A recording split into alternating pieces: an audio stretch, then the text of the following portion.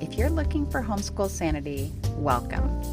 I'm Dr. Melanie Wilson, Christian psychologist turned homeschool mom and curriculum author. But I was once so disorganized, I thought I had to quit homeschooling and stop having kids. Now, by the grace of God, I have 6 homeschool graduates. Whether we're discussing parenting, productivity, or practical tips, I pray that this episode is just what you need for happy, healthy homeschooling. Hey, homeschoolers. We wish each other happy holidays, but sometimes it's hard to be happy through the holidays. I have 3 reasons it can be hard that lead to 3 steps we can take toward happier holidays. But first, I'd like to thank our sponsor for the podcast, Now Programs. We first noticed Asher was having difficulties with learning when he was about 5. We ended up having him privately tested, and of course it came back that he was dyslexic. It was super overwhelming. There was just list and list of all these programs. So we started talking to people and felt like everybody was just saying something different. I hired the lady that had tested him. She tutored him for a year. One-on-one, 4 days a week, she came to me and was like, it's not working.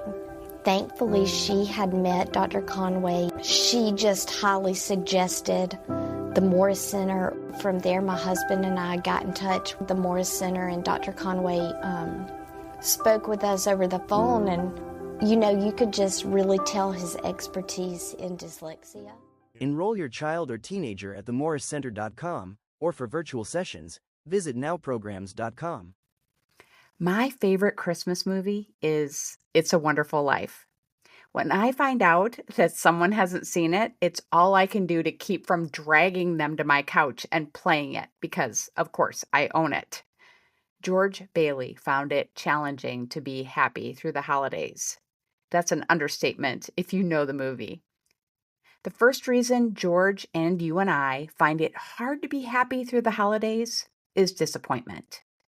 Maybe your homeschool year hasn't been going the way you hoped. The kids don't love their classes or curriculum. You're already behind schedule. A learning challenge has been identified. Maybe your finances are stretched even tighter than you thought they'd be. You've been ill, or maybe you've experienced a loss. A loved one won't be joining you for the holidays.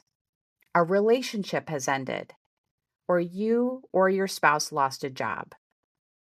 George experienced many disappointments like these.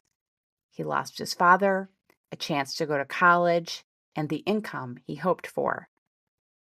Thinking about disappointments is depressing, so we may try to avoid thinking about them, yet they intrude upon our happiness anyway. That leads me to the first step we can take to be happy through the holidays. Deal with the disappointment. Instead of eating or doom scrolling over it, acknowledge it. You're disappointed. You hoped and prayed that things would be different, better, but they're not. The quickest way out of disappointment depression is through, not around. Sit by yourself with no noise and no distractions. Allow yourself to think about the disappointment and feel the feelings. If you cry, you cry. If you get mad, you get mad. Give yourself as much time as you need to think and pray about it. Journaling works too. Write out everything you're thinking and feeling without worrying about anyone else seeing it. When you're done writing, you can delete it, destroy it, or password protect it. When you've had the time to process it privately, you can deal with the disappointment by talking to someone you trust who isn't a part of the disappointment. You don't want to worry about hurting someone else's feelings as you share your own emotions unless you're trying to resolve a conflict. Sometimes you'll want to make it clear to the listener that you're not asking them to fix the disappointment for you, just to listen. Talking it out can make a huge difference in your happiness. The second cause of unhappiness at the holidays is people. People are hard. They disappoint us. We've already covered that. People also annoy us. Maybe we expect the bad behavior, so it's not as disappointing as it is frustrating. We may struggle to know what to say or do when they're around. Maybe we feel bad about something we've said or done in the past, so we have a serving of guilt to go along with our frustration. George had a challenging relationship with Mr. Potter, who was a constant thorn in his side. He also had to deal with selfish bank patrons and an irresponsible uncle. While we sometimes avoid thinking about disappointments, we will often ruminate about people problems. We replay the negative things people said and did in the past over and over. We fantasize about what we should have said or done in response. And then we worry about what awful things people will do in the future. George Bailey's ruminations led him to complete despair. What should we do instead of ruminating about people? Invest in them. The first time I bought a stock, I followed it closely, and my mood was up and down with its price. I tried to time the market and cash out at just the right time. If you know anything about stocks, you know that behavior is laughable. Yet, it is what we often do in volatile relationships. We say or do something hoping to see an immediate payoff. We watch the person like a hawk for signs that they're responding to our investment. That's not what serious investors do. They're in it long term. They keep reinvesting and they don't watch the price. They believe that what they're giving will pay off. Of course, there are times when it makes sense to sell, but if you value the relationship, you'll want to keep investing for the long haul without worrying if you don't see the payoff from each interaction. George Bailey invested in people. He believed in people. He gave them a chance. He sacrificed so they could have full lives. But because he hadn't seen the value he'd accumulated, he was ready to cash out completely. Investing in people means that we continue being kind, loving them, and sharing the reason for the hope that we have. Investing in people means that we help people like themselves when they're with us. We compliment them. We express interest in them. We offer them the gift of hospitality and make them feel welcome. We refuse to stop believing in them. The third reason it can be challenging to be happy during the holidays is our experience of injustice. We're doing everything for our family, but the kids keep complaining. We're the ones hosting or helping or changing our schedule again to accommodate everyone else. We've been doing the right things for years, but we aren't as successful or wealthy as people we know who do the wrong things. George felt that way. He did everything right, but was wronged. He expected a punishment he didn't deserve. Our experience of injustice can lead to self-righteousness. Self-righteous people are not happy. Instead of focusing on our experience of injustice, we want to express our gratitude. The gift of children or grandchildren to teach is so precious. The fact that we can legally homeschool them is a gift. The extra time we have to be with our children and learn alongside them is worth more than the extra income we could have were we not homeschooling. And having to deal with imperfect people is a blessing compared to being alone. Gratitude isn't just something we should express because it's the right thing to do to honor God. It's a focus that can make us happier immediately.